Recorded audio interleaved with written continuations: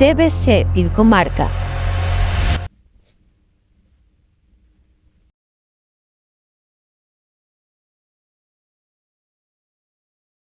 El tema de hoy se llama el síndrome de Jonás, ¿no?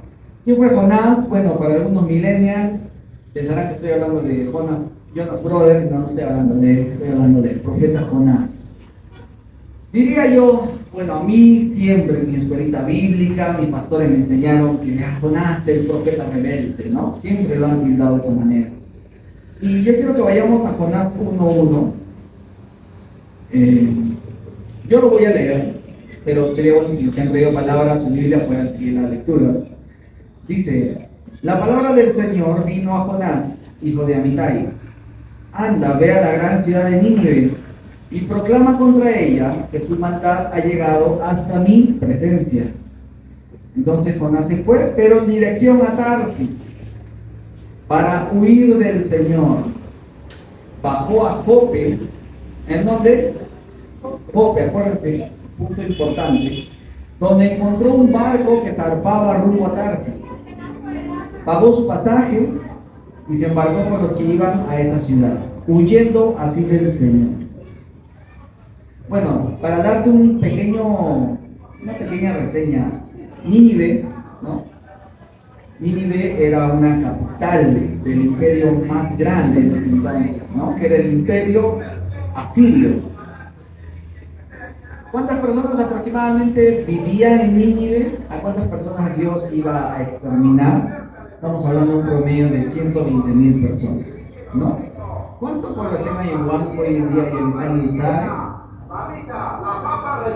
Qué mal, pero más o menos creo que es algo de 150.000 personas. Un saludo del señor Papa Reina. Un saludo siempre todos los domingos hasta ahora. Era una cantidad considerable, casi como una ciudad de Huánuco, aproximadamente. Bueno, más pequeño que Huánuco. Huánuco ahorita ya está en algo de 200.000, ¿no? Pero imaginémonos la mitad de Huánuco, es bastante personas, ¿cierto? Son bastantes familias, bastantes vidas. Jonás 3:4. Pasamos el evento del pez, ¿no? Ya conocemos del pez. Ahí también hay una semejanza con Cristo, porque Jonás fue devorado por un pez, estuvo en sus entrañas, ¿cuánto tiempo? 3 días, ¿no? ¿Cuánto tiempo estuvo Jesús en el Hades? Bueno, hay una similitud que podemos aprender también, ¿no? Algo que Dios ya nos iba revelando de qué iba a pasar con su hijo, ¿no? Entonces Jonás, en Jonás 3:4 dice: Jonás se fue internando en la ciudad. Ok, llegó a Nínive, ¿no? Y la recorrió todo un día, mientras proclamaba: dentro de 40 días Nínive será destruida. Yo creo que si hoy en día alguien sale por las calles y menciona esto, pues no tildamos de loco, ¿verdad? Pero él era un enviado del Señor, él era un profeta de Dios. Nínive era un siervo de Dios. Y su palabra tenía cierto poder, daba cierto temor. Y es por eso que en el versículo 5 leemos, dice: y los ninivitas le creyeron a Dios, proclamaron ayuno, y desde el mayor hasta el menor se vistieron de luto en señal de arrepentimiento. Jonás 3:10. Al ver Dios lo que hicieron, es decir, que se habían convertido de su mal camino, que se habían arrepentido, cambió de parecer y no llevó a cabo la destrucción que les había anunciado. Jonás 4:1. Continuamos. Pero esto disgustó mucho a Jonás y lo hizo enfurecerse. Así que oró al Señor de esta manera: oh Señor, ¿no era esto lo que yo decía? Sabía que tú eres un Dios bondadoso y compasivo, lento para la ira y lleno de amor, que cambias de parecer y no destruyes. Así que ahora, Señor, te suplico que me quites la vida. Prefiero morir que seguir viviendo. Dios le responde. ¿Sabes que Dios no siempre te responde? Sobre todo tus malcriadeces o tus berrinches no te responden. Pero él tenía tanta consideración con su hijo, con su profeta, que él le dice: tienes razón de enfurecerte tanto. Entonces Jonás salió y acampó al este de la ciudad. Allí hizo una enramada y se sentó bajo su sombra para ver qué iba a suceder con la ciudad. Para aliviarlo de su malestar, mira, Dios otra vez complaciendo al malcriador, no quería a su hijo, a su profeta. Para aliviarlo de su malestar, Dios el Señor dispuso una planta, la cual creció hasta cubrirle a Jonás la cabeza con su sombra. Jonás se alegró muchísimo por la planta, pero al amanecer del día siguiente, Dios dispuso que un gusano la hiriera y la planta se marchitó. Al salir el sol, Dios dispuso un viento oriental abrasador. Además, el sol hería a Jonás en la cabeza, de modo que éste desfallecía. Con deseo de morirse, exclamó: prefiero morir que seguir viviendo. Segunda vez, bueno, ya como la sexta que lo dice en realidad de todo el libro. Pero Dios le dice a Jonás: ¿tienes razón de enfurecerte tanto por la planta? Claro que la tengo, le responde, me muero de rabia. El Señor le dice: tú te compadeces de esta planta, que sin ningún esfuerzo de tu parte creció en la noche y en la otra pereció, y de Nínive, una gran ciudad donde hay más de 120,000 personas que no distinguen su derecha de su izquierda, y tanto ganado, ¿no habría yo de compadecerme? Muchos creen, muchos teólogos, muchos predicadores te van a decir que Jonás no quiso ir por 3 razones. Y es lo que a mí también me enseñaron cuando era niño, ¿no? Primero era el miedo, ¿no? Que Jonás, pues, le tenía miedo a los ninivitas porque ellos eran los asirios. El pueblo asirio es un pueblo muy sanguinario, ¿no? Si yo te contara las torturas, bueno, no hay niños, ¿no? Una de sus torturas, pues, de ellos era... le sacaban las tripas a sus enemigos y los esparcían por la ciudad que era opuesta a ellos, ¿no? Para enseñar de que son muy sanguinarios. Otra es de que también los clavaban en postes de madera, pero los atravesaban desde el ano, ¿no? Los clavaban, y ellos no estaban muertos, ¿sabes? En vida los clavaban, y así quejándose, llorando, muriendo de una manera horrible. Ellos demostraban cuán sanguinarios eran. Era un pueblo que torturaba mucho, sobre todo a los pequeños. Era un pueblo muy terrible, un pueblo muy sanguinario. Pero muchos dicen: no, Jonás tuvo miedo de enfrentarse a ellos.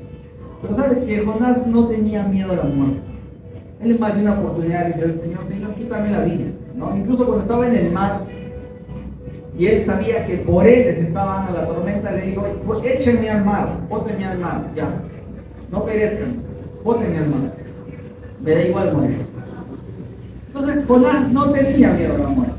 Otros dicen que era por su deslealtad, que no era leal a Dios, porque Dios, si bien le da un mandato, él hace todo lo contrario, ¿no? Se dice: te mando a ti, María, para que levantes una obra, y tú te largas y te vas a Lima, digamos, te vas para el norte del Perú. Oye, pero Dios te está mandando al otro lado. ¿Por qué te equivocaste de bus? Ya, si te equivocaste de bus, bueno, regresa, ¿no? Pero Dios te está dando una orden, un propósito. Sin embargo, en Segunda de Reyes leemos que Dios presenta a Jonás como su siervo. Y Jonás siempre se mostró temeroso a Dios. En más de una ocasión, él proclama su temor a Dios. Entonces Jonás no era desleal a Dios. Ahora, la tercera opción, que la gran mayoría concuerda, es que Jonás pues, le faltaba un tornillo, ¿no? Andaba medio patinado, estaba medio loco. Y es que él era un profeta distinto a los demás profetas. Si bien era contemporáneo con Amós, con otros profetas, que ellos en realidad lo que Dios los usaba era para darle palo al pueblo de Israel, ¿no? Hablaban y exhortaban al pueblo de Israel. Pero Jonás fue utilizado por Dios para dar voces de victoria al pueblo. No era lo mismo. Y yo creo que él en su corazón anhelaba: Señor, úsame para exhortar, úsame para usar el chicote. Y Dios no le daba la oportunidad de hacer eso. Finalmente él recibe una asignación y dice: por fin, ¿no? Voy a anunciar la destrucción y la voy a ver con mis ojos. Y no sucedió. ¿Y qué le enfureció? Mira, yo te apuesto y estoy más seguro que Jonás conocía más el corazón de Dios que otros profetas. Porque ya se los leí, ya está la respuesta acá. en Jonás cuando se refiere a Dios y le dice en el versículo 2, ahí nos damos cuenta cuánto conoce Jonás al Padre, más que otros profetas. Le dice: yo me anticipé a huir a Tarsis, pues bien yo sabía que tú eres un Dios bondadoso, que eres compasivo, que eres lento para la ira, que eres lleno de amor, que cambias de parecer y que no destruyes. Dime si él no conoce a nuestro Padre. Mientras otros profetizaban destrucción, manipulación, castigo, que iban a ser separados, iban a ser deportados, porque eran unos desobedientes, malcriados. Él decía: Señor, yo sé cómo eres, por eso no quería ir. Porque, ¿cuál era el problema que tenía Jonás? ¿Cuál era su síndrome? Bueno, la verdadera es que Jonás conocía el corazón de Dios. Él quería evitar el arrepentimiento de los ninivitas, porque sabía que Dios los iba a perdonar. Entonces el problema que tenía Jonás era que era un nacionalista espiritual. Era un hombre donde su sentido de justicia chocaba con el sentido de misericordia de Dios. Y ten cuidado con ese síndrome, porque también nos afecta a nosotros. Tú y yo tenemos sentido de justicia, claro que sí. A veces cuando vemos en la noticia, cuando nos enteramos, ¿no?, que una persona violó a un niño de 3 años, decimos: qué enfermo, ojalá se pudra y se muera en el infierno. Yo no me he dicho eso, o alguien también. No, yo no me hago. Soy un Jonás, ¿no? Ustedes son ya resucitados, son otros niveles, ¿no? Pero cuando yo veo eso, digo: ojalá vaya a la cárcel y le dé. Bueno, ya sabemos qué va a pasar en la cárcel, ¿no? Le decimos: bien hecho, con gusto. Pero el Espíritu Santo también te puede decir: tú también vas a arder en el infierno, por las veces que te equivocas, por las veces que pecas. Tú también merecerías irte al infierno. Y ahí tú dices: ok, perdóname, Señor. No puedo desear yo muerte o destrucción, porque también me correspondería a mí, también fallo, también me equivoco. Tal vez no violo a los niños, no hago daño, pero también peco. Y el pecado para Dios no tiene niveles, no tiene escalas, es el mismo. Entonces también mereces ese castigo. Y el problema es que no debemos ser como Jonás. ¿En qué sentido? En este nacionalismo. ¿Qué es el nacionalismo espiritual? Bueno, es alguien que simplemente son 4 puntos, ¿no? 4 características de un nacionalista espiritual. Prácticamente te voy a describir un fariseo también, ¿no? Es alguien que divide el mundo entre el pueblo de Dios y los paganos. No, los paganos actúan así, no, los hijos de Dios somos así, somos apartados. Ahora, si yo te digo fariseo, ¿qué significa? Fariseo significa apartado. Pues el fariseo tampoco está en el error. El fariseo se está apartando al servicio de Dios. Y todos deberíamos ser apartados para Dios, pero no apartar nuestro corazón de la gente. Nuestro corazón no se debe apartar de Dios. Sí, nuestra actitud, sí, nuestro carácter que entorpece, que a veces no ayuda a progresar. Otro punto es que le gusta juzgar a otros desde una plataforma espiritual pues elevada, ¿no? Se siente superior moralmente. Cree que siempre tiene la verdad. Cree que porque es cristiano, que porque ya acabó cursos, que de repente porque ya desempeña un área y es pastor, puede ahora juzgar a otros. Llamar al borracho, llamar a la gente, poner catálogos. Ese es un nacionalista espiritual. Tercer punto es alguien que se aísla. Intenta protegerse de toda influencia externa, se vuelve un ermitaño, no como el hermano David, que es ermitaño su apellido, ¿no? Me refiero a ermitaño de alguien que se aparta de los demás, se mete a su concha y listo. No conoce a nadie, evita que entren influencias, no tiene celular, borra sus redes sociales, es perfecto en espiritualidad, pero para su casa, para sí mismo y para nadie más. Y finalmente, él cree que todos los beneficios de Dios son exclusivos para sí mismo. La promesa, Señor, dame provisión, pero para mí, para engordar, acá está la pizza que me provees, Dios. Acá está el pollo de la otra noche, acá están los tacos del otro día, porque a mí me provees, ¿no? Es incapaz de compartir, es incapaz de decir, Señor, provéeme para dar, provéeme para ayudar, no, provéeme para no tener deudas, estar tranquilo y poder servirte a ti. Mentira, la mentira más grande que todos prometen y todos los que la prometen que están ahí en el cementerio. Todas esas promesas están en el cementerio. Sí, yo voy a esperar a estar bien para servir al Señor. Ahí están enterrados. Nunca tuvieron la oportunidad de servir al Señor porque quisieron que todo esté perfecto para poder hacerlo. Y no es así. ¿Quiénes pueden ser hoy en día los ninivitas para nosotros? Yo sé que tú tienes ciertas personas que no quieres que se arrepientan, que están en tu lista negra.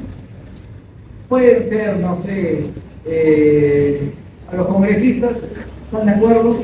Que vayan al cielo en primera fila todavía. No, ¿por qué Dios? Si tremendas ratas, y se te va a salir, ¿no? Por el alcalde, por tu vecino del frente, no sé qué, siempre hay problemas con los del frente, los vecinos del frente. Bueno, algún vecino, ¿no? Yo he vivido en un barrio donde las vecinas se peleaban barriendo, y se hablaban, pero en la manera que se barrían, ¿no? Ya ahí ya se entendía la hospitalidad que había entre ellas, ¿no? No la hospitalidad, la falta de hospitalidad, ¿no? La hostilidad que tenían entre ellas. Tal vez un grupo, tal vez se acuerdan cuando querían involucrar esta ideología de género en la educación, ¿verdad? ¿Se acuerdan? Bueno, les digo que ya la introdujeron, pero yo recuerdo que muchos pastores decían, no hay que salir a marchar. Porque yo les decía, yo me acuerdo que comentaba y le decía, mamá, pueden ponerse de cabeza, pero hay cosas que ya fueron escritas. O sea, si Dios dice en su palabra, la maldad va a aumentar.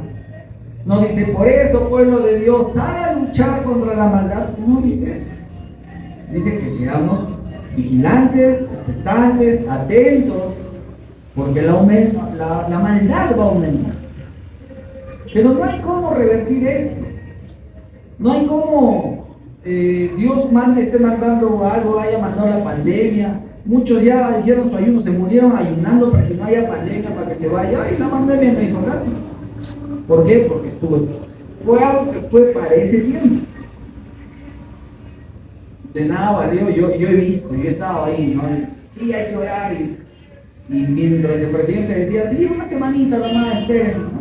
Ya hay que orar, la próxima semana vamos a hacer. Y así estaban, semana tras semana, luchando. Y las guerreras creo que se dieron cuenta que no habían balas en esa arma, porque no daba efecto. ¿Y por qué no da efecto la oración? Porque hay cosas que son ya establecidas para un tiempo, que Dios permite que suceda. Tu oración no va a cambiar el plan de Dios.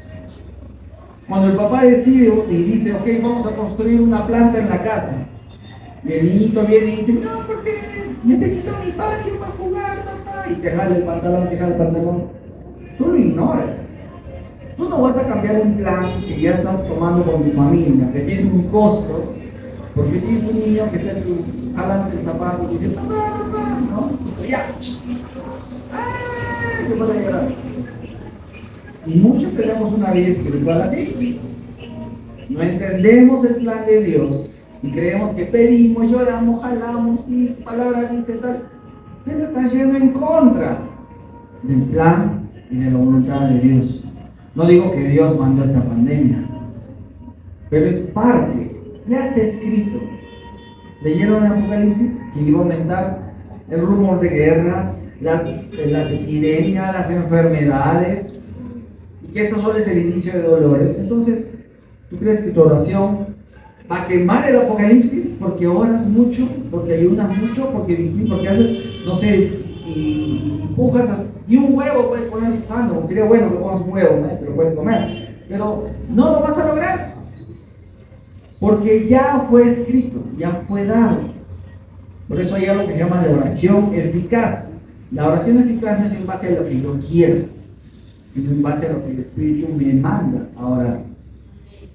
Cuando no sabes orar, tienes tu último recurso, que dice ora en el Espíritu. Porque el Espíritu intercede por nosotros, incluso cuando no sabemos ni qué pedir. No sé por qué orar, ponte a orar en el Espíritu. Y el Espíritu intercede por ti ante Dios. Amén. Amén. ¿Estamos vivos? Amén. Y hoy en día se involucró pues la ideología de género en nuestros libros, ¿no? Ya está hecho. Lucharon, me acuerdo que en el cerro frente a mi casa pusieron LGTBI nunca más, cosas así, ¿no?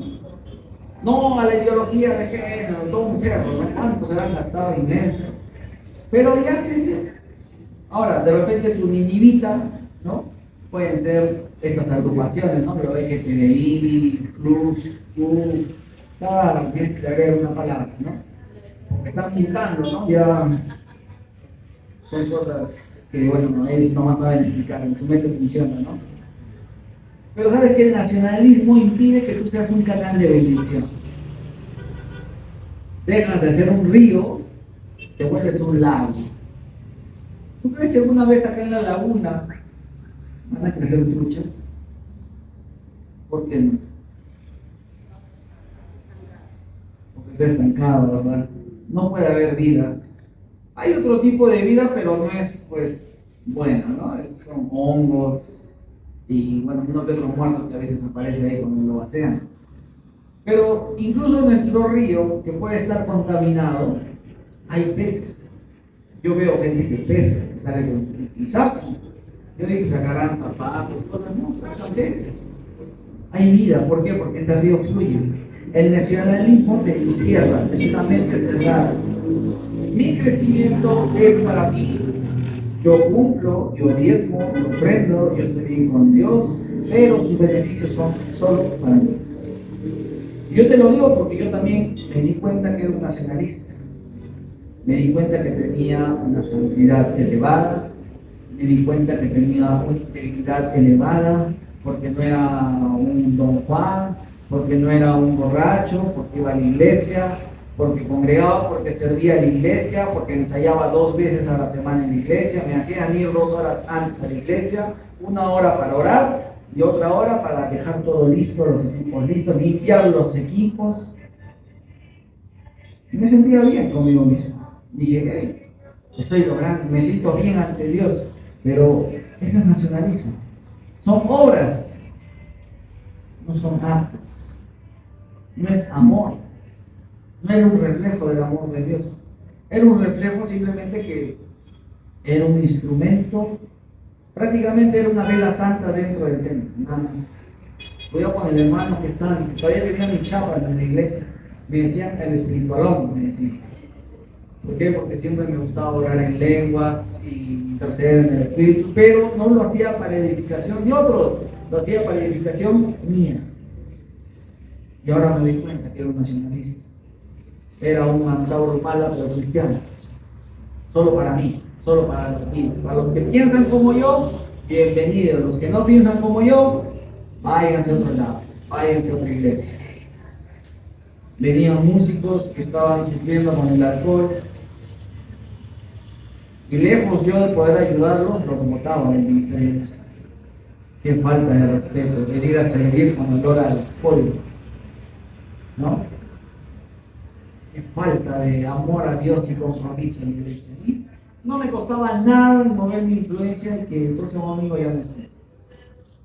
Porque como era una vaca sagrada, no era tan gorda entonces, pero era una vaca sagrada relativamente, también era hijo del pastor. Y me consideraban las cosas que yo decía. Y bueno, si bien a estas personas les costó tiempo, hasta ahorita todavía no se ponen a regla con Dios, siguen todavía en ese mundo, ¿no? Pero no tenía compasión, mi hermano. Si no tengo compasión, no tengo misericordia, pues, ¿hijo de quién soy? Soy hijo nomás de la Biblia, no hijo de Dios. Mi hermano, ¿tú estás corriendo o estás huyendo de tu llamado? ¿Te has subido en el bus adecuado? ¿Estás haciendo lo que Dios te ha mandado hacer? ¿O hay algo que te impide, hay algo que te hierve la sangre? ¿O hay alguien de repente, ¿no? Que no te gusta la forma en que, cómo lo hace? Y nos dedicamos a entorpecer, nos dedicamos a dilatar que esto se dé. Dios ha llamado a la iglesia para que a través de nosotros podamos bendecir a todas las naciones de la tierra. Pero a raíz de este nacionalismo, nosotros solo queremos abarcar promesas, ya no para las naciones, para mí y mi casa. Yo y mi casa serviremos al Señor. Yo y mi casa nomás creceremos en el Señor. Yo y mi casa nomás tendremos una iglesia entre todos. Ya mi hija va a ser la futura profeta, la otra va a ser directora de alabanza. Muchos creen así, muchos piensan eso. Y cometemos el error todavía que cuando nuestros hijos son pequeños, no, es que la boca tiene poder, le voy a profetizar. Tú vas a encargarte de la iglesia, tú vas a dirigir. Y después, ¿en qué acaban tus hijos? Muchos de ellos ni quieren pisar una iglesia nuevamente. Porque le creaste una expectativa tan grande de un anhelo que ellos no tenían, que es tu anhelo, y ellos no van a cumplir tu sueño por satisfacer, que solo tienen una vida para hacerlo. No lo van a hacer para enorgullecer a mamá. La vida no te alcanza para enorgullecer a mamá y a papá. A la justa te alcanza para dormir, para trabajar y para poder cumplir siquiera 2 de tus 500 sueños que tenías en toda tu infancia. Solo para eso te va a alcanzar tu vida. Entonces no cometamos el error con nuestros hijos. Yo sé que tú usas la Biblia a tu conveniencia y dices, no hay que profetizar. Sí, pero tú no eres profeta. Y la profecía no te lleva a tu querer manipular a alguien para que sea algo. Porque eso se llama brujería. La brujería es manipulación. Es quererte hacer creer que yo sé algo de ti, que tú tienes que hacer algo por encima de lo que ya estás haciendo. Eso es manipulación. Y la Biblia la considera brujería, no profecía. Pues tengamos cuidado. Deja a tu hijo que crezca, que tenga su propia, que busque su propia relación con Dios, que se enamore. Y si se logra enamorar, gloria a Dios Padre, es mi corazón que él se enamore por sí mismo. Porque si es por agradar a mamá o papá, el día que no estés, no vas a poder saber si él va a seguir o no va a seguir en los caminos de Dios. Asegurémonos de eso. No cometamos esos errores. Dejemos que ellos busquen su propio camino. Que los procese cada uno de manera distinta. Y es lo mejor que tiene para nosotros. ¿Sabes en qué lugar Dios le dio a Pedro una visión? ¿Se acuerdan de esta visión? Bueno, algunos que han estudiado, han acabado teología. Hay una visión y otros que lo han leído, ¿no? Dios le da una visión de que ahora puede comer todo animal. Porque los judíos no podían comer animales con la pezuña, la pilla, ni ningún tipo de, se podría decir escarabajos o cosas así del mar, ¿no? Ellos no saben que es un chupacabanones ni nada de eso por el estilo, ¿no? No podían comer chancho, muchos otros animales, pero Dios le manda una profecía a Pedro. Esto es en Hechos 19. Dice, al día siguiente, mientras ellos iban de camino y se acercaban a la ciudad, Pedro subió a la azotea a orar. Era casi el mediodía. ¿Alguien puede ver Hechos 19 en su Biblia? Dice, entonces tuvo hambre y quiso algo de comer. Mientras se lo preparaban, le sobrevino un éxtasis, ¿no? Bueno, a cada quien le viene su profecía como Dios quiere. A Pedro le venía como un éxtasis, ¿no? A algunos les habla en sueños, a otros les habla con visiones. Por eso algunos, si los ven así, pensando no es que están en la luna, ¿no? No le hagas, ay, no, sino que déjalo de repente estar en una visión, ¿no? No interrumpamos. Encontraron Hechos 19. ¿Qué dice el versículo anterior? ¿En dónde le dio la visión? ¿Dónde estaba? Jope. En el mismo lugar donde Jonás quiso apartarse de lo que Dios le había mandado hacer. En el mismo lugar donde Jonás no quería alcanzar a los gentiles, se rehusaba. hacer llegar la misericordia de Dios a los gentiles, y él huyó a Jope. En Jope Dios a Pedro le muestra que este mensaje no solo es para judíos, sino para todos los gentiles. Pablo tuvo que enfrentar a Pedro en cierto momento. Esto está en Gálatas 2:12. Y me quedan 10 minutos más. Antes que llegaran algunos de parte de Jacobo, Pedro solía comer con los gentiles. Mira, Pedro solía comer su cevichito con papa con los gentiles, conversaban y les hablaba del amor de Dios. Pero cuando ellos llegaron, comenzó a retraerse y a separarse de los gentiles por temor a los partidarios de la circuncisión.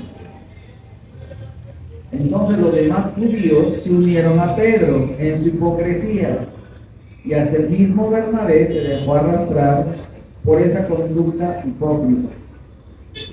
Esto en la Biblia no estoy leyendo, así está escrito. Claro, por Pablo, ¿no?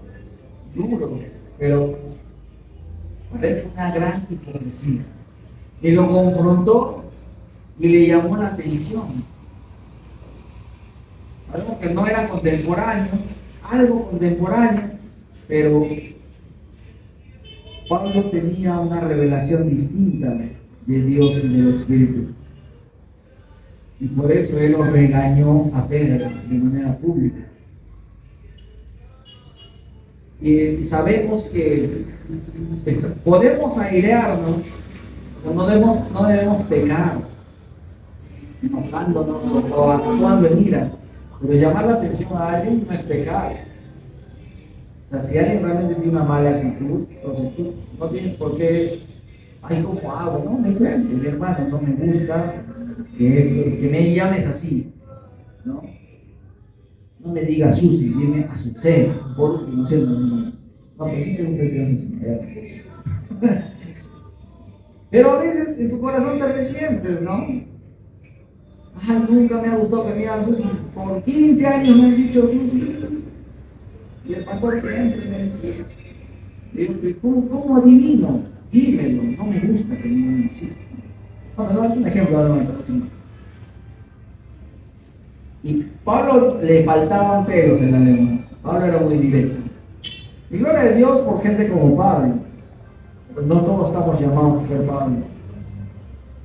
Es más, no pueden haber dos Pablos en el mismo lugar, porque va a haber choque de mundos, ¿no? De caracteres. También tenemos a Juanes, tenemos a Pedros, tenemos a Santiago, tenemos a varios tipos, varios caracteres. Esperamos que ningún Judas se lo... Bueno, puede haber un Judas porque se arrepienta, ¿no? Porque Judas se arrepintió, mi hermano. Judas se llegó a arrepentir y devolvió el dinero. El problema de Judas es que en vez de ir a la cruz, fue al templo. Y en el templo fue como que, lárgate. Fue con los padres de la fe. No encontró el arrepentimiento, que sí hubiese encontrado en la cruz. Si él hubiese ido a la cruz y le hubiese dicho, Señor, me arrepiento de esta porquería que hice, seguro que Jesús tenía una palabra para él esperándolo en la cruz. Que hubiese liberado su alma y él hubiese seguido en su ministerio. Pero, en respuesta te digo, la respuesta no está acá en la casa o en el templo, la respuesta está en Cristo. Si tú tienes un problema, acude a él directamente. Yo me puedo equivocar. Tú le puedes decir, pastor, no sé qué abrir, y si ahora vamos a una cevichería, eso da, de repente te va mal, te vas a la quiebra. Y fue mi idea. Pero busca a Cristo. Él es tu fuente. El nacionalismo solo te va a llevar a separarte de los necesitados. Estamos viendo que Pedro dejó de juntarse con los gentiles. El Pedro que recibió la visión. El Pedro que le dijo, Señor, te seguiré hasta la muerte.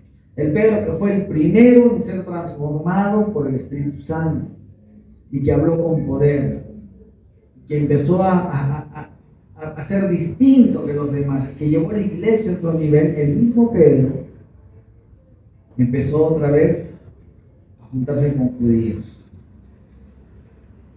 Y a veces caemos en estas actitudes, mis hermanos. Tú y yo podemos caer. No, ya no me junto ya con pecadores. No, ya no me junto, solo me junto con los que han acabado teología 6, ¿no? Porque ya los de vida abundante todavía piensan en los fantasmas, que penan en mi casa, y no estoy para esas bobadas, mis hermanos. Yo ya soy ya de oración en lenguas y sé orar también en ruso, a veces me sale en ruso y es otro lengua, ¿no? Ya empiezo a flotar 5 centímetros cada vez que oro en el espíritu. Entonces yo no estoy para responder a estas preguntas de... Yo he escuchado, y este es el término, bueno, acá no, pero los que me escuchan van a saber quién escucha esto. No me junto con la caca de oveja, ¿no? Es decir, o sea, ya no estoy para pisar inmundicia de los pequeños. Solo me junto con gente conocedora, con pastores, con apóstoles. Yo tomo un café con ellos todos los lunes y nuestras conversaciones son muy productivas. Te pregunto, ¿ahí está el Espíritu de Dios? ¿O está el Espíritu de los fariseos? ¿Está el Espíritu de un nacionalista? Alguien que simplemente, para mí, para los míos, y punto. Los demás, ¿qué me importa? Es un cáncer, mi hermano. Y sigue vivo, sigue latente en la iglesia. Desde el tiempo de Jesús hasta ahora, no se va el cáncer. Sigue ahí. Los fariseos siguen, ya no se visten con cosas blancas, pero ahora usan otra ropa. Finalmente el Señor nos enseña una parábola que es del buen samaritano. Ya le he venido tocando varios tiempos, pero este empieza con un maestro de la ley, un conocedor que le dice, y para ponerlo a prueba le dice, ¿no? Esto está en Lucas 10:25, que lo quiera leer. Maestro, ¿qué tengo que hacer para heredar la vida eterna? Entonces Jesús le responde, ¿qué está escrito en la ley? ¿Cómo lo interpretas tú? Claro, tú maestro de la ley, sabes, ¿no? Como respuesta el hombre le cita, ama al Señor tu Dios con todo tu corazón, con todo tu ser, con todas tus fuerzas y con toda tu mente, y ama a tu prójimo como a ti mismo. Bien contestado, le dijo Jesús, toma tu estrellita, haz eso y vivirás. Pero él quería justificarse, así que le preguntó a Jesús, ¿quién es mi prójimo? Porque obviamente él se refería, o sea, mi prójimo, mis hermanos judíos, ¿verdad? O también los romanos, o también los samaritanos asquerosos. Así, hablaba, escupieron al piso, era su costumbre.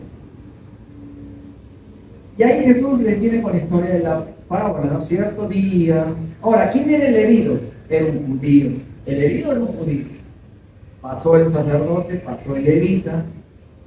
Finalmente un samaritano vino, lo auxilió, lo curó, lo vendó, pagó por él, se endeudó por él incluso. Y el Señor le dice, ¿cuál de estos tres piensas que demostró ser el prójimo de que él cayó en manos de los ladrones? El que se compadeció de él, contestó el experto de la ley, el que se compadeció de él. Entonces anda y haz también tú lo mismo, le dijo Jesús. Acá no se trata de si es tu conocido, si es tu amigo, sino se trata realmente del corazón de Dios. ¿Saben por qué se le llaman tanto también a los samaritanos? Porque los samaritanos son mestizos entre los judíos y los asirios. Así que si te imaginas el odio que tenía Jonás por los asirios, ahora entenderás por qué los judíos también odiaban a los samaritanos, porque eran mezcla también del pueblo que los opresó, ¿no? Que los dividió, que los esparció, porque también fueron capturados por las 10 tribus, se separaron por culpa de los asirios. ¿Qué tal si tu prójimo es de distinta orientación sexual? ¿Qué tal si tu prójimo se llama Rebeca pero tiene una tremenda manzana de Adán? ¿Lo puedes ayudar? ¿Eres capaz de predicarle? ¿Eres capaz de mostrarle amor? ¿Qué tal si tu prójimo es un político corrupto? ¿Qué tal si tu prójimo es un cristiano pero de distinta denominación? Porque a veces también yo escucho, ¿no? Y a veces también me he expresado de esta manera y el Espíritu me ha metido mi jalada de chuleta, ¿no? A veces decimos, no, son de las jalitas, ¿no? Decimos así. Pero Señor dice, ¿cuál falditas? Son mis hijas.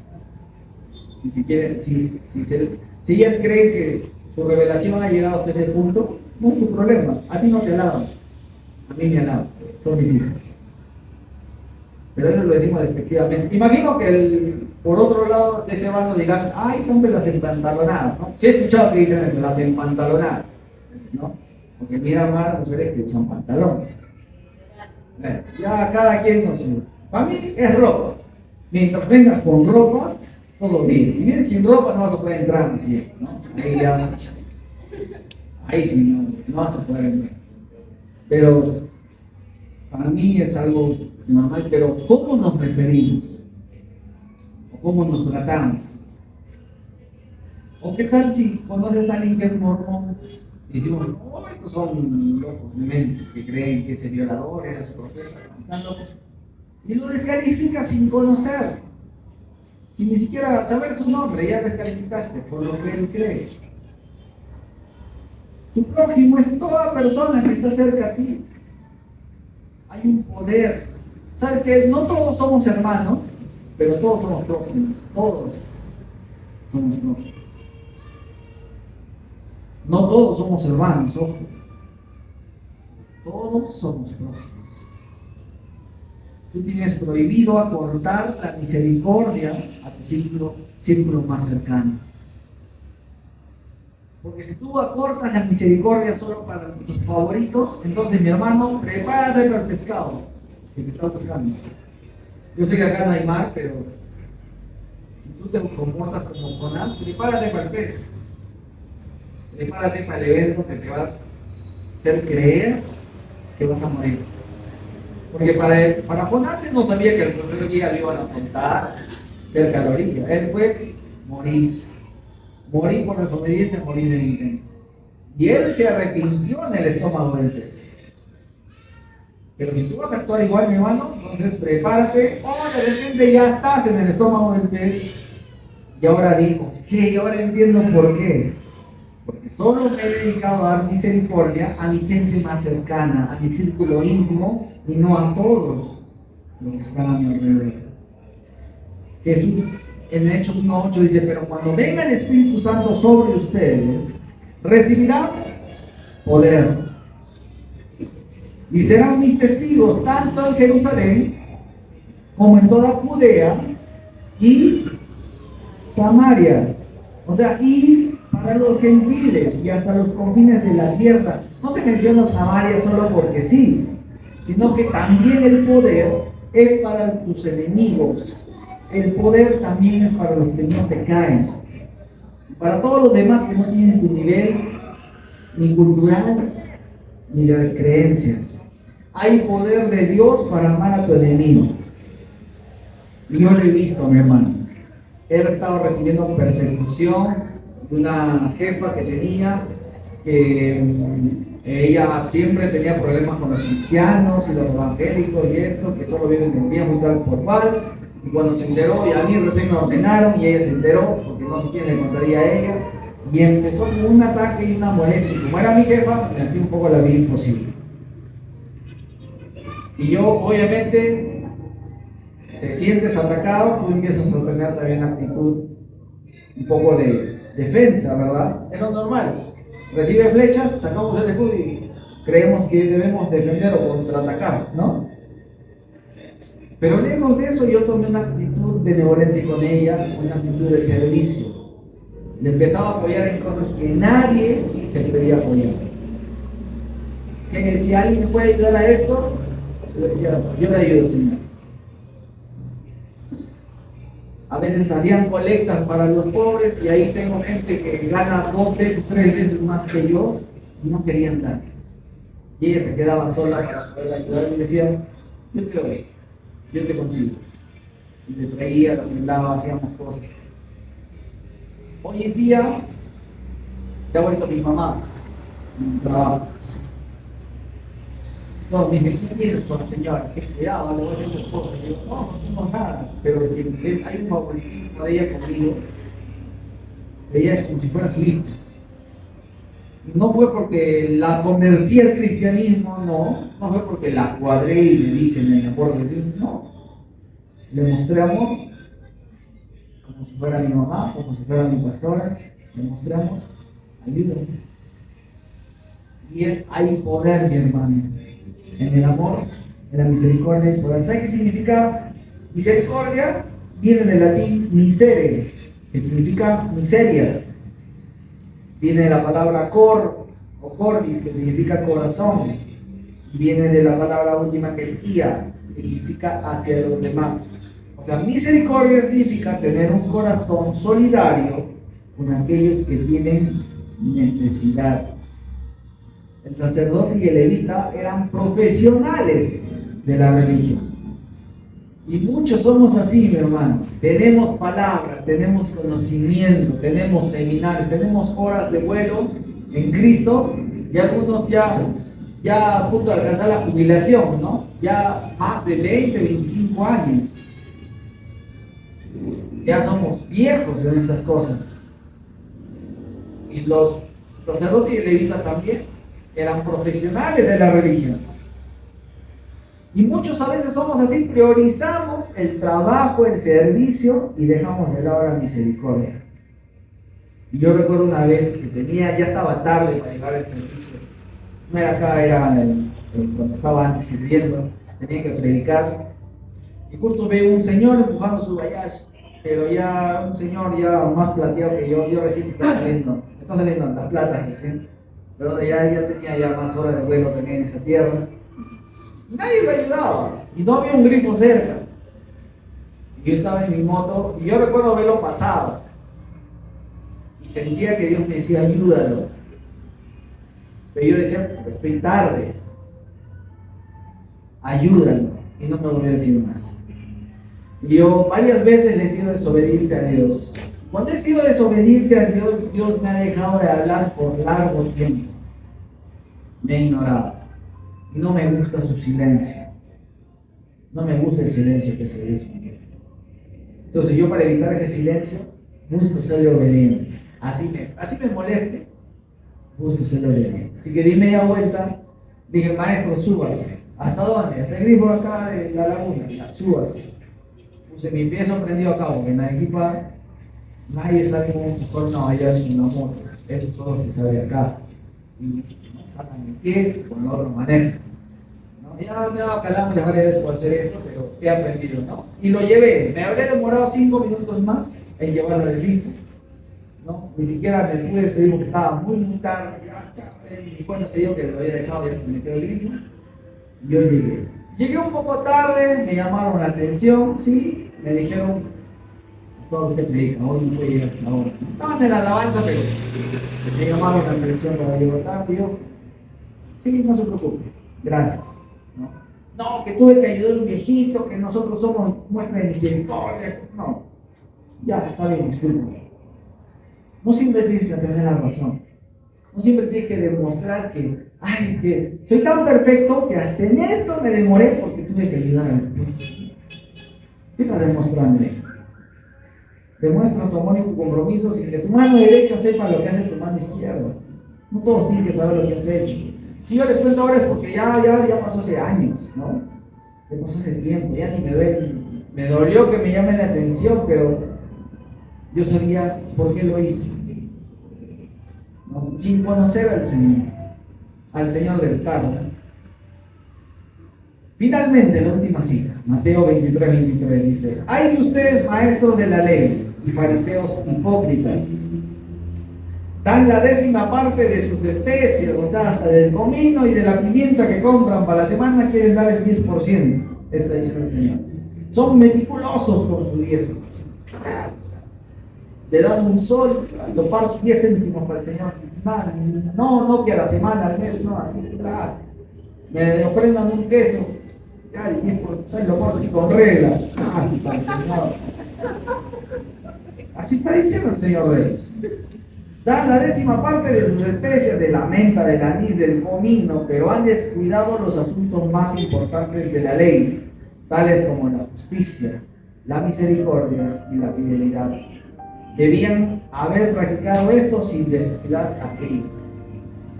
¿Sabes que la misericordia siempre te va a perjudicar de alguna manera? No va a ser fácil ser muestra de misericordia. Este hombre que decidió ayudar tuvo que ensuciarse con la sangre del herido. Tuvo que vendarlo, tuvo que cargarlo. Encima tuvo que lavarlo. Tuvo que pagar por él. ¿Qué? ¿Es su dinero? Sí, es su dinero. En ningún lado dijo que era empresario, que tenía pollería. Él tuvo que pagar. Y tuvo que hacer un pausa en su agenda para ayudar a este hombre. Tal vez perdió un negocio por haberlo ayudado. Tal vez ese día, a cierta hora, tenía que cerrar un trato y lo perdió. Porque ayudó a este hombre. ¿No sabes qué horrible debe ser presentarse ante Jesús con las manos limpias? Como ayer les dije, mejor debe ser presentarnos con el corazón limpio, pero con las manos sucias de la miseria de nuestro prójimo. Que en nuestras manos esté toda la miseria del que hemos ayudado. El corazón limpio de Dios. A veces luchamos por las cosas que más nos hacen sentir cómodos que por la misma gente. Jonás quería cuidar lo que amaba. Amaba tanto al pueblo de Israel, amaba tanto su nación, su nacionalidad, que no le importaba que 120,000 personas mueran. Muchos aman a Israel más que al Dios de Israel. Muchos aman más al Perú que al Dios del planeta. Muchos son ambientalistas, pero no aman a Dios, al que creó el ambiente, al que creó la naturaleza. No debemos olvidar a quienes estamos sirviendo, de quién venimos. Como dice su palabra en Oseas 6:6, que debemos saberlo de memoria, dice: misericordia no quiero. Dice: porque el sacrificio y holocausto no quiero, solo misericordia. Misericordia, hermano. Dios exige eso de su pueblo, exige eso de sus hijos. No me entiendo.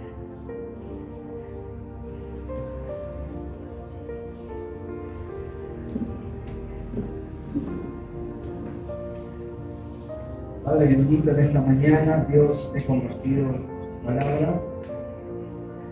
Gracias, Señor, porque queremos tomar decisiones, Dios, en base a aquello de lo que hemos escuchado, en base a aquello de lo que hemos aprendido, Señor. Dios, perdóname de verdad de mi corazón. Hoy me arrepiento si no he estado pensando en mi prójimo, si no he estado pensando en los demás y solo he estado viendo mi bienestar propio. Sé que he renegado muchas veces para compartir tal vez un plato de comida. Sé que he renegado a veces por compartir parte de mi dinero con otros. Pero yo quiero ser hallado, Señor, ante tus ojos, grato, Padre. También quiero ser tu amigo. Perdóname, Dios, si he sido un egoísta. Perdóname si he estado siendo nacionalista.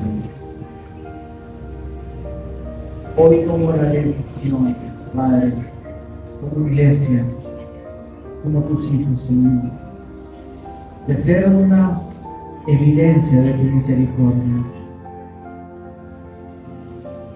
De ser misericordia, Señor, para los que necesitan un abrazo, para los que necesitan un impulso, para los que necesitan una palabra de aliento, Señor, para poder ayudar, para poder ofrendar, Señor, a aquellos que necesitan más de ti.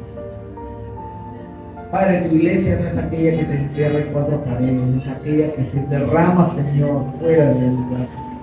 Es aquella que muestra el amor fuera de las cuatro paredes. Que cambia su carácter, que cambia, Señor, sus actitudes. Que dice: yo ya no sirvo para nada, mi vida ya no vale, no vivo yo, más Cristo vive en mí. Todo lo demás es basura. Todo lo demás es basura, Padre, lo desecho. Mi mal genio, mis frustraciones, Dios, mis preocupaciones, mis afanes, Señor. Todo te lo entrego a ti. Ya no quiero ser yo, Señor. Si bien tú me has puesto nombre, Padre, me has regalado también una nacionalidad. Yo soy de tu reino, Dios. Yo te pertenezco a ti. Mi apellido es de Cristo. Que mi vida sea un ejemplo de Cristo, una muestra de Cristo, un vivir como de Cristo. Perdóname si he estado haciendo todo lo contrario, si no he estado actuando de la misma forma en que tú has actuado en esta tierra. Pero hoy tomo una decisión, hoy me arrepiento, así como Jonás se arrepintió en el estómago de ese pez. Me arrepiento, Padre, de tener ese pensamiento, de querer separar a la gente necesitada de la iglesia. Gracias, Señor. Yo iré. Toma mi vida, Señor. Yo correré. Yo anunciaré. Ayúdame a hacer restauración, Padre. Este ministerio que nos han regalado, Dios, de restauración, sea impartida en la vida de cada uno de mis hermanos, Padre. Que sea impartida en la vida de ellos, que sean también muestras de restauración, elementos de restauración. Gente que está perdida, Dios, no sabe qué hacer. Acuden a grupos, acuden a tu palabra, acuden a todo lo que está en sus costados, Dios, pero no saben cómo llegar a ti. Utilízanos, Padre, para ese momento, para ese tiempo, para guiarnos. Reclamamos, Dios, en la vida de John, en el ministerio que has puesto en él. Yo sé que tú vas a hallar la forma de traerlo de vuelta, Señor, a tu corazón. Sana su corazón, Padre. Te damos gracias en esta mañana por nuestros pastores, Dios. Porque sabemos que no va a ser lo mismo, Dios, el caminar sin ellos a nuestro costado.